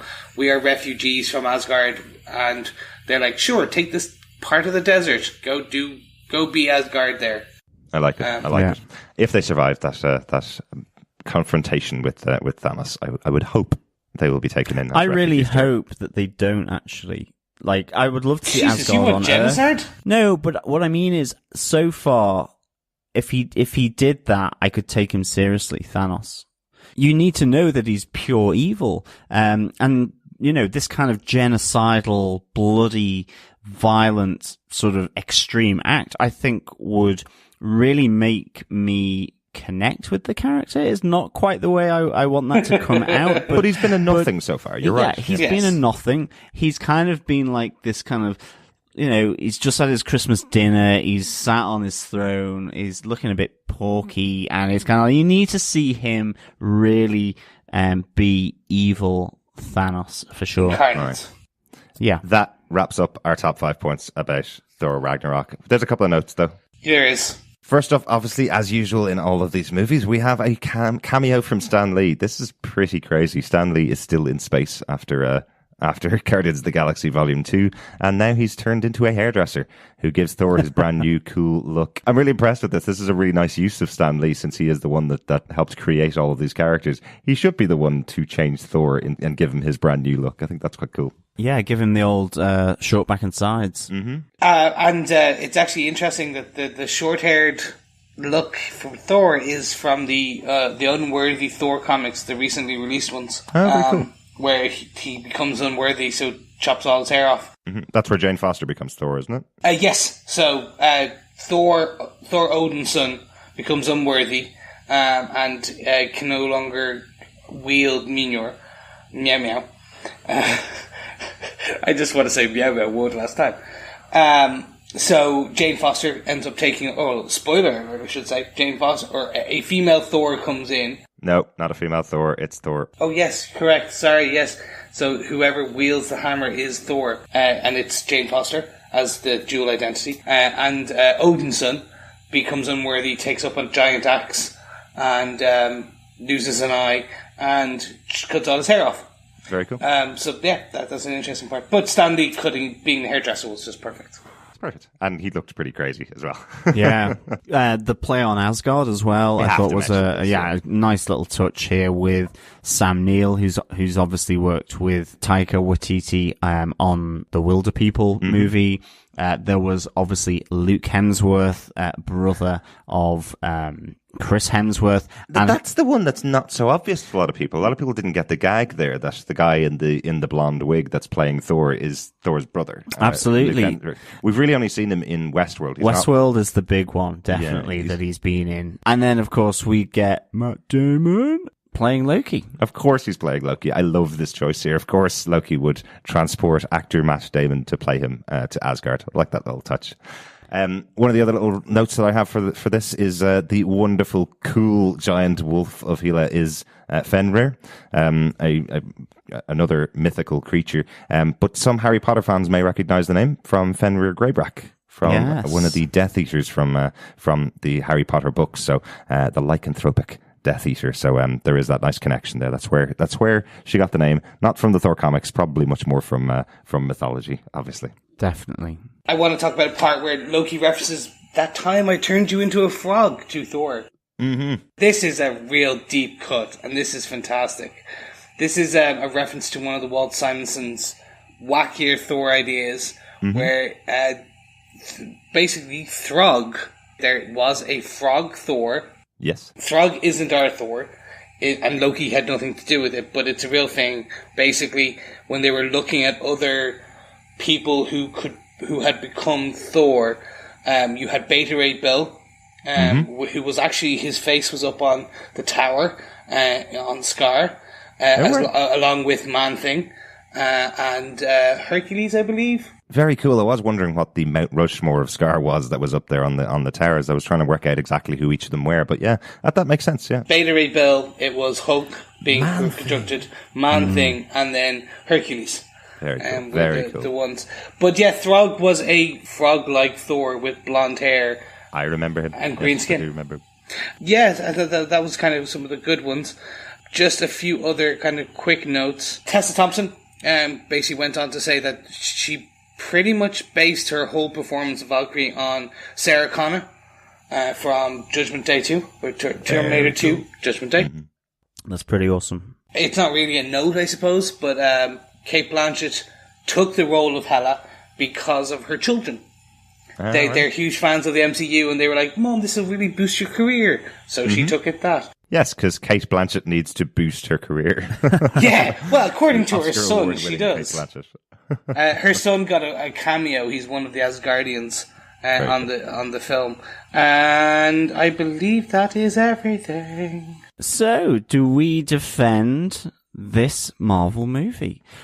Chris, do you defend Thor Ragnarok? I do. I understand the polarizing nature of this film. Some people will love it. It is the Marmite, the Vegemite of the Marvel universe right now. It is, you either love it or you hate it. It's a stark departure from the MCU as it is today. It really is. It's a departure for people who need to understand this is a comedy set around the Thor MCU universe. This is the full understanding that it is a reboot, if you will, of the Thor characters. It's the regenesis. We get a beautifully animated Hulk, and long may he live and become this character onwards. Valkyrie is a fantastic addition. Jeff Goldblum is the Grandmaster. I want to see him and the Collector and fight it off as the Immortals. I really do. That'd be awesome. But more importantly, we get Hela, and I really do feel that she is one of the strongest she is the only female main villain in the MCU because of one of the backstories she has in that it's all, like, we understand her reasoning. We really do. There's no question as to why she wants to destroy Asgard, or take over Asgard, because she draws her power from there. Why does she want to do that? Because of the overall, that she wants vengeance on her father for locking her away. Why does she want to take that Asgard? Because she still believes that they should dominate and control not just the 9 realms, but all realms. And it's her birthright, yeah. And it's her birthright, yeah, exactly. She is it's Cate Blanchett as well. She's amazing actress, or actor, I should say. And she does fantastic things with this character. Yes, some jokes don't land, but I know that some of the jokes that I felt didn't land, I heard other people laugh too. So I understand that this is like a joke a mile a minute, and you will enjoy 90% of the jokes, and some of them you're just like, I don't get it. And as I said earlier, I think people need to understand, like, this is not your typical, it's not the early Marvel films. This is not just a Marvel superhero film. This is now similar to the way that The Winter Soldier was an espionage film, and that Ant-Man was a heist film. This is a comedy set in the Marvel Universe. Yeah. They're no longer just origin films or there's none of that anymore. And I'm okay with that. I'm okay with Thor Ragnarok being a comedy, but still moving the MCU forward, still moving the character, rebirthing the character, giving him a new genesis, which is fantastic. So overall, yes, I defend this film. I understand why people don't. I understand why people don't enjoy it. But I think from an overall critical and fan criteria, this is a success. So, John, do you defend Thor Ragnarok? I do defend Thor Ragnarok. I really, really enjoyed this movie so much. I would give this 4 Destroys out of 5. I really enjoyed it. I love the humor. I love the sensibilities of the director. I really do. I've really enjoyed his last 2 films, and I love the way he brought some of those elements to this massive, big budget knockout comic book movie. We have the fight of Thor and the Hulk, which I thought was just amazing. It was really epic, really substantial. I adored Valkyrie and her arc. I thought how she worked with Thor and Hulk, it just felt so natural, and I really enjoyed her story. Jeff Goldblum can do no wrong in my eyes. Yes, he's Jeff Goldblum, but this is one of those movies where Jeff Goldblum works as Jeff Goldblum within a movie.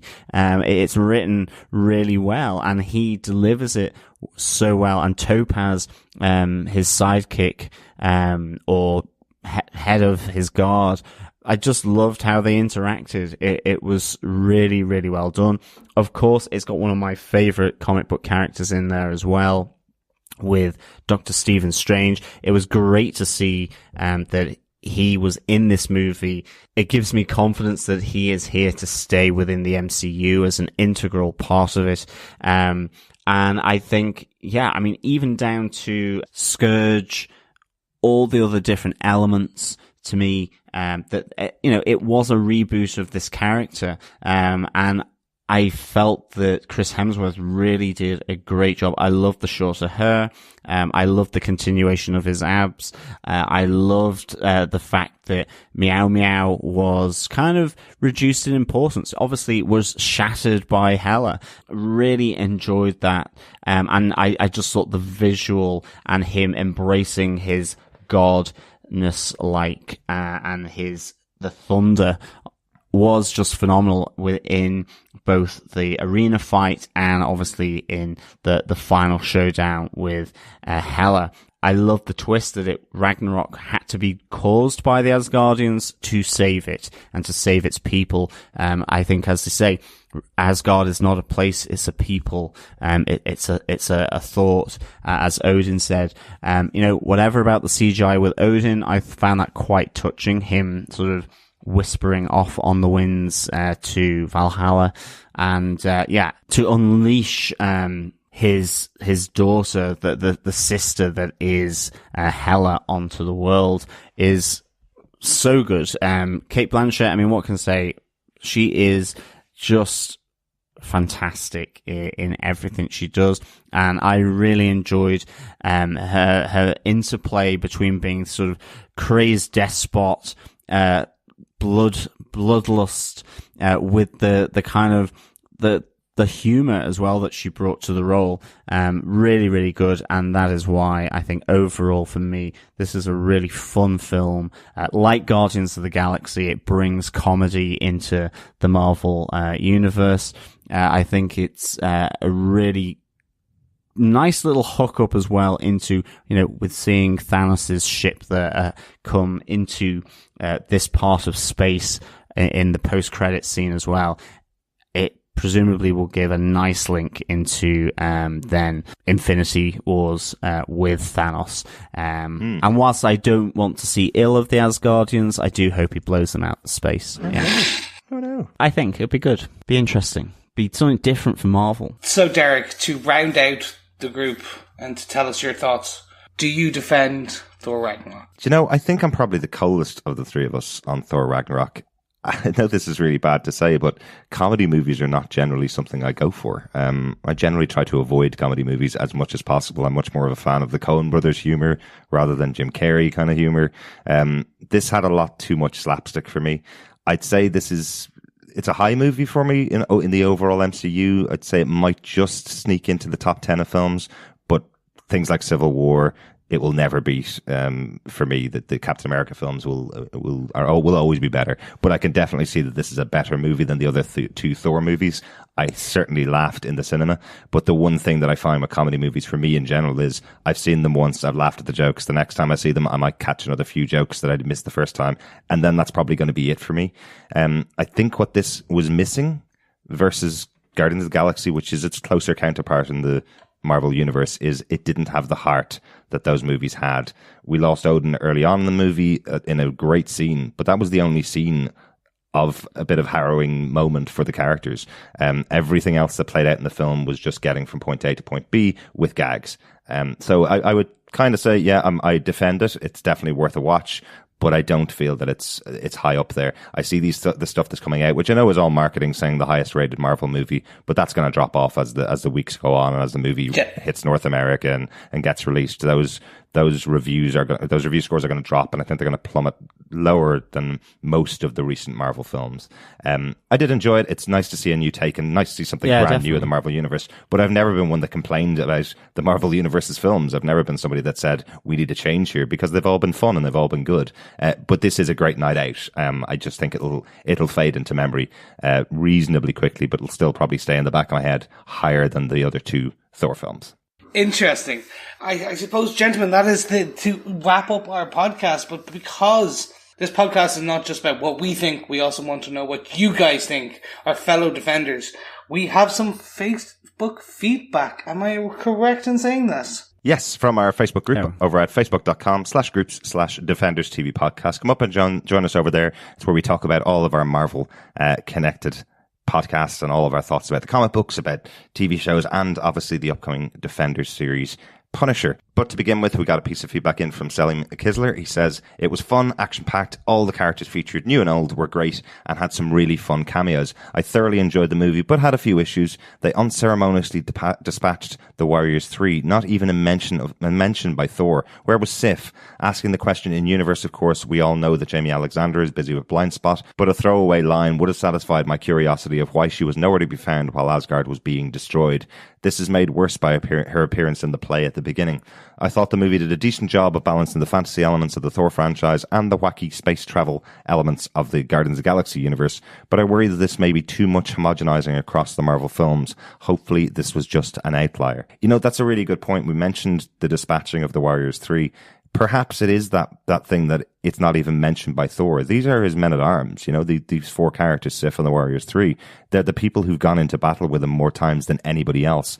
And he doesn't even question where they are when he returns to Asgard and meets up with Heimdall. He doesn't go, where are my Warriors 3, and have a moment of shedding a tear. That's what I mean about the movie not having the heart that Guardians of the Galaxy would. I agree with that, definitely. And that's a really interesting thing that Selim brings up. And I think it's why I would say that Tessa Thompson as Valkyrie is the heart of this movie, in terms of her storyline, and marries seriousness, the comedy aspects of her character, and integrating with Thor and Hulk.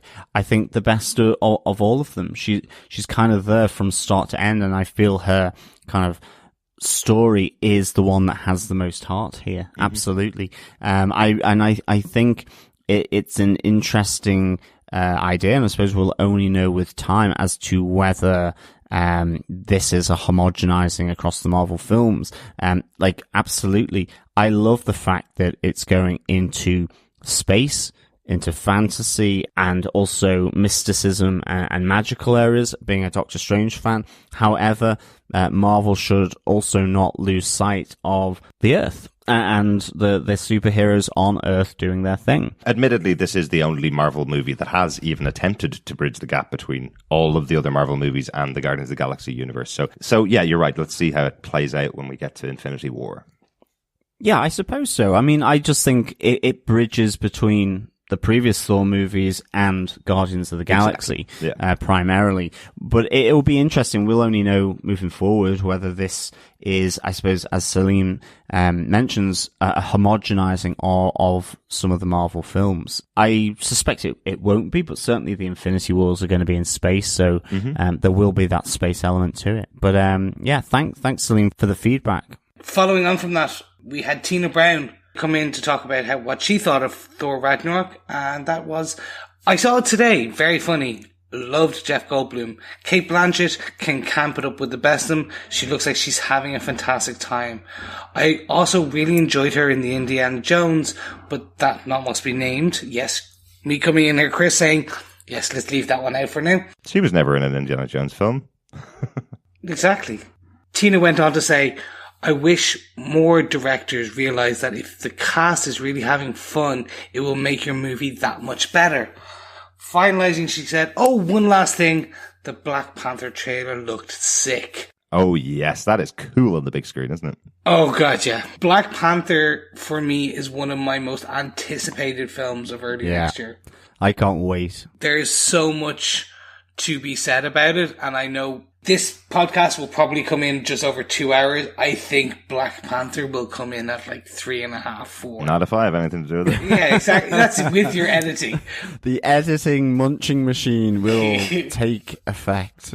It's going to be so interesting.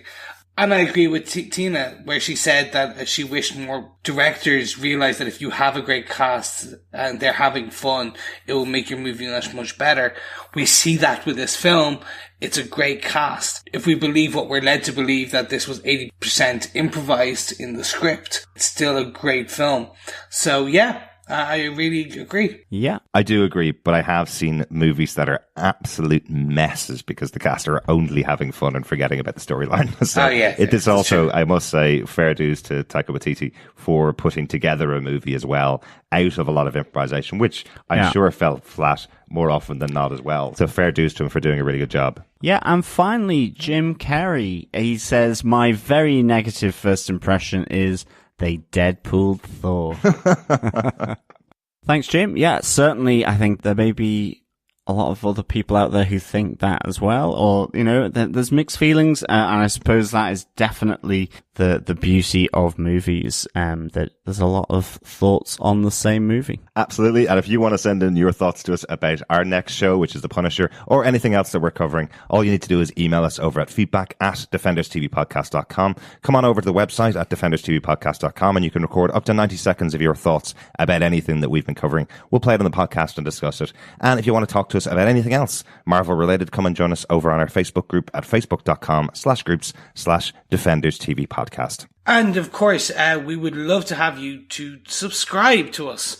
You can subscribe to us over on iTunes at defenderstvpodcast.com/iTunes, or going to any Good or Evil, Shield or Hydra affiliated, or I suppose Asgardian or Hela affiliated, if you want to call it that now, podcast catchers such as Podcast Addict, Stitcher, etc., and just liking and subscribing there. We would be very much appreciative.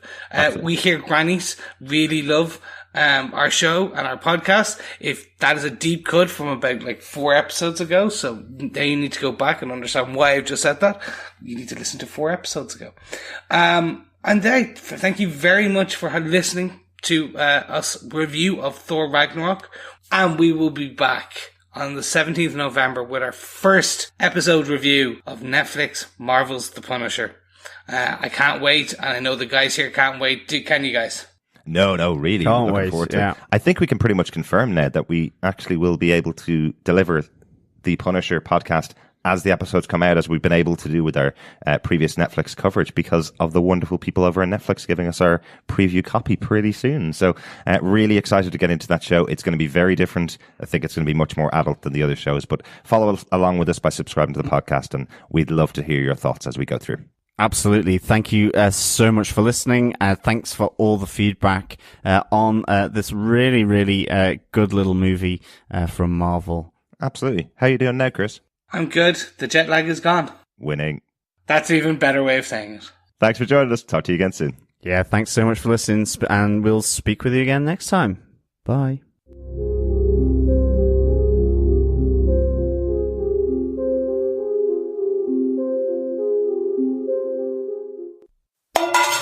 I get that.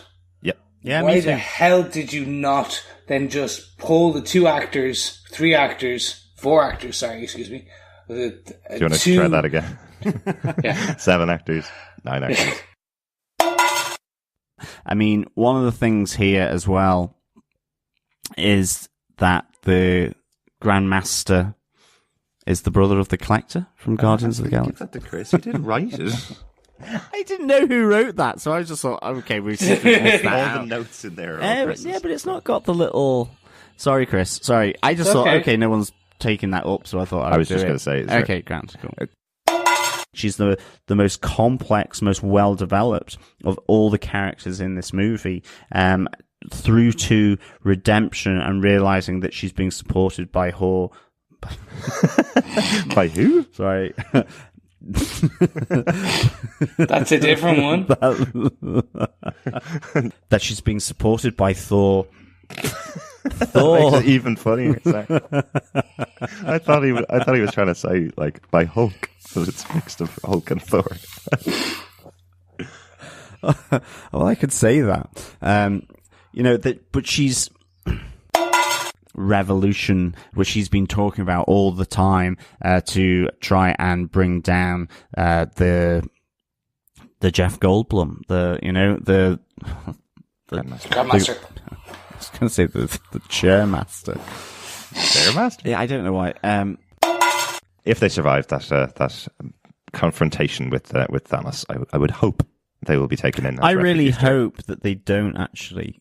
Like, I would love to see Jesus, you Asgard want on genocide? Earth. No, but what I mean is, so far, if he did that, I could take him seriously, Thanos. You need to know that this guy is pure fucking evil. Like, if he wants death as his bird. It wasn't that, John. It was the pure fucking evil was my problem. It's just the pure evil. Oh, have we started back Yeah, up? we're still sorry, recording. I thought you were just chatting. No! That's your outtake. I thought you were just chatting still. Okay, sorry. Sam Neill, who's obviously worked with Taika Waititi. Different every time, John. Every single time. Taika Waititi. Who's worked with Taika Waititi on... Waititi. Who's worked with Taika Waititi on the Wilder People movie.